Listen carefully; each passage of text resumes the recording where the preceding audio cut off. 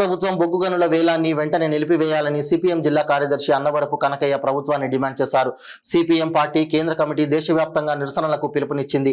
CPM జిల్లా committee ఆధ్వర్యంలో బొగ్గు గనుల వేలాన్ని నిరసిస్తూ నటరాజ్ సెంటర్లో పెద్ద ఎత్తున మానవహారం నిర్వహించారు. అనంతరం జరిగిన సభలో ఆయన మాట్లాడుతూ దేశంలో బీజేపీ ప్రభుత్వం ప్రభుత్వ రంగ సంస్థలను నిర్వీర్యం చేస్తూ కార్పొరేట్ సంస్థలకు బొగ్గు బ్లాకులు కేటాయించడం సిగ్గుచేటన్నారు. కోల్ ఇండియా సింగరేణి సంస్థకు బొగ్గు గనులను కేటాయించాలని ఆయన డిమాండ్ చేశారు. కాంగ్రెస్ ప్రభుత్వానికి ఊగిసలాట వద్దని కోరారు. బొగ్గు గనుల ప్రైవేటీకరణకు వ్యతిరేకంగా పోరాడాలని రాష్ట్ర ప్రభుత్వాన్ని కోరారు. ఈ కార్యక్రమంలో సిపిఎం రాష్ట్ర కమిటీ సభ్యులు మచ్చ వెంకటేశ్వర్లు, ఏజే రమేష్, జిల్లా కార్యదర్శి వర్గ సభ్యులు కొలగాని బ్రహ్మచారి, కారం పుల్లయ్య, ఎంబి నర్సారెడ్డి, లిక్కి బాలరాజు, జిల్లా కమిటీ సభ్యులు రేపాకుల శ్రీనివాస్, అన్నవరపు సత్యనారాయణ, దొడ్డ రవికుమార్, భూక్యా రమేష్, కొండబోయిన వెంకటేశ్వర్లు, నిమ్మల వెంకట, బి చిరంజీవి, వీర్ల రమేష్, గడ్డం స్వామి తదితరులు పాల్గొన్నారు.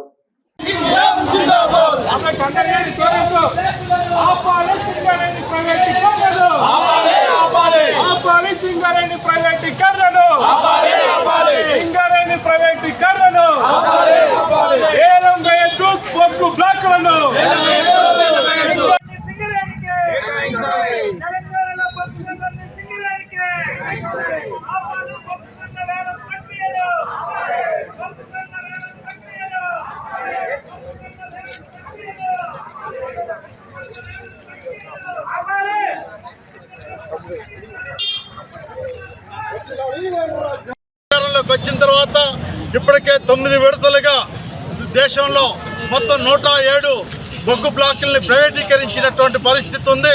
సింగరేణి ప్రాంతంలో ప్రత్యేకించి తెలంగాణ ప్రాంతంలో ఇప్పటికే 4 బొగ్గు బ్లాకుల్ని వేలంపాట నిర్వహించడం కోసం ప్రయత్నం చేశారు.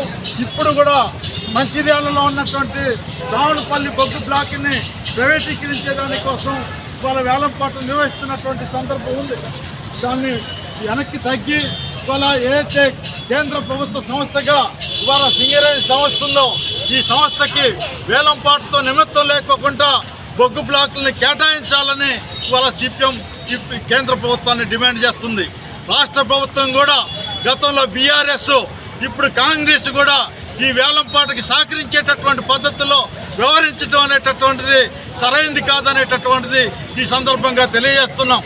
సింగరేణి ప్రాంతంలో ఇప్పటికే దాదాపు ప్రారంభం నుంచి 1,00,000 పైగా ఉన్నటువంటి ప్రభుత్వ ఉద్యోగులు ఇవాళ 46,000 మందికి కుదించబడ్డటువంటి పరిస్థితి ఉంది.